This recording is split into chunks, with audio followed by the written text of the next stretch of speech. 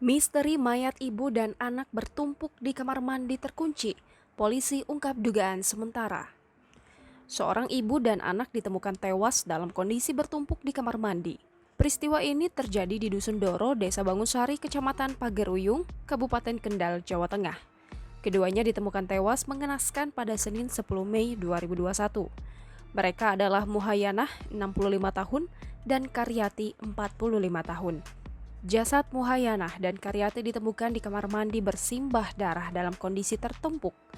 Dilaporkan Tribun Jateng, korban diduga dibunuh pada Minggu 9 Mei 2021 malam hari sekitar pukul 21.00 waktu Indonesia Barat.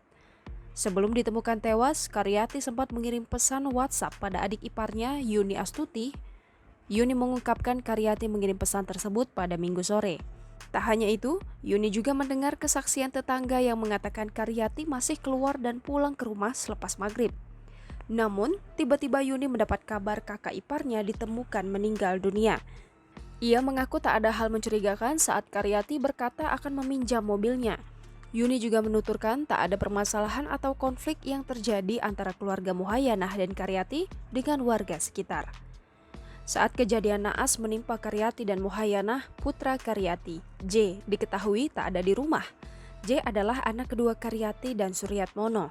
Ketua RT setempat, Muhandi, mengatakan informasi dari tetangga sekitar, J pergi bersama pamannya, adik Suryatmono, sesaat sebelum Karyati tewas. Ia menduga tewasnya dua korban tersebut ada kaitannya dengan kepergian J dan sang paman. J sendiri baru tiba di rumah pada Senin pagi. Ia mengaku diajak sang paman bermalam di hotel dan minum minuman keras. Saat J mabuk, ia ditinggalkan pamannya di hotel.